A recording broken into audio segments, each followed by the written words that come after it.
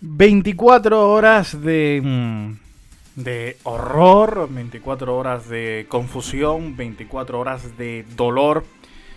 Eso es lo que estamos viviendo como españoles todos, desde que ayer al mediodía conociéramos primero la dimisión de Íñigo Errejón como diputado, como líder de Más País, como portavoz de Sumar en el Parlamento, y después esto empezar a casar con las acusaciones de presunta violencia machista que habían surgido en las últimas jornadas.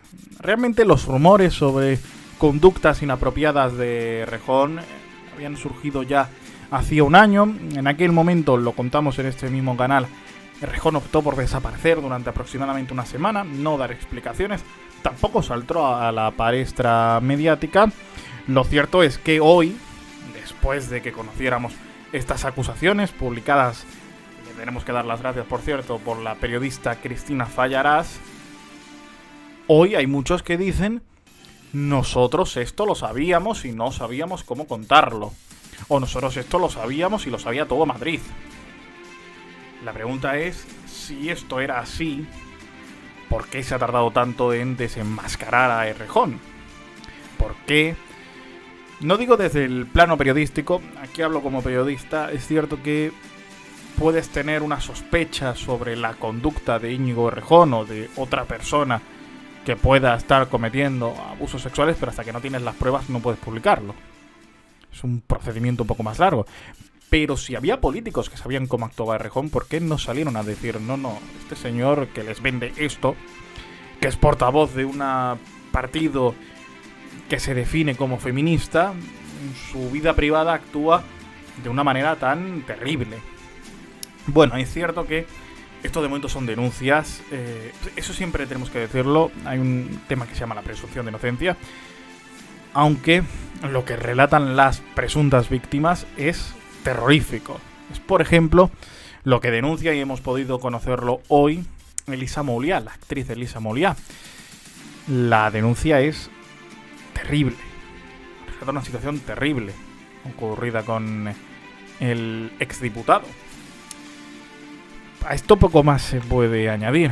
Simplemente acompañar a las víctimas, desear que encuentren la justicia que piden y la reparación que piden.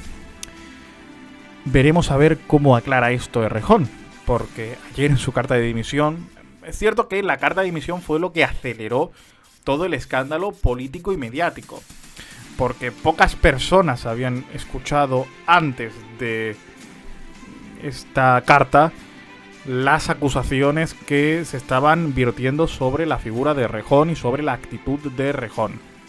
Es cierto que la carta es el desembocante de todo lo que estaba ocurriendo.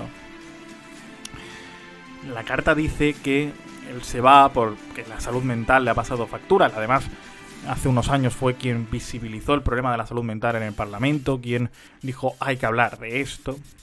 Que había tenido un problema de salud mental por la contradicción entre el personaje y la persona, y por un modo de vida neoliberal, que son eufemismos para tapar lo que estaba pasando, que es que alguien le estaba acusando de violencia machista. No fue un día aislado, parece que fue una conducta repetida con el tiempo. En estos días vamos a calibrar cuántas denuncias ha podido haber, cuántas víctimas puede haber, porque claro, es difícil denunciar a una figura de la talla de Errejón, que todos los días estaba en televisión, que es portavoz de una formación que está en el gobierno, aunque él directamente no lo esté, que tiene un poder, que tiene un peso específico. Es difícil denunciar. Ahora lo que dicen los expertos es que va a haber muchas personas que van a sentir que ya no están solas, que se van a sentir capaces de poder contar su historia. Es lo que pasó ayer, por ejemplo, con la actriz Elisa Mouliá, que puso un tuit diciendo: hola, yo soy víctima de acoso, quiero denunciar, y arrobó a varios periodistas, a la cuenta del Telediario, a la cuenta de la agencia EFE. Es decir, a partir de ahora vamos a ver cómo va a haber gente que va a perder ese miedo, que es lógico en cualquier víctima, a salir y denunciar. Esto que ha ocurrido es terrible, puede desencadenar, vamos a ver si lo desencadena, un posible Me Too en la política. Porque ayer había gente lanzando mensajes crípticos diciendo, bueno, que si se tira de la manta, igual no solo cae Errejón.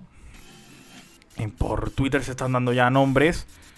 Yo no voy a reproducirlos hasta que esto se invoque, porque tampoco tengo ninguna prueba como periodista. Pero sí es verdad que mucha gente está hablando de pueden salir nuevas denuncias contra otros personajes de la vida política y de la vida social y de la vida pública. Veremos a ver en qué desencadena todo esto. Es difícil con esta situación y con las víctimas y con este problema y con estas denuncias de conductas injustificables. Es difícil poder hablar de política mientras tanto, pero es cierto que esto llega en sumar en un momento complicadísimo para la coalición.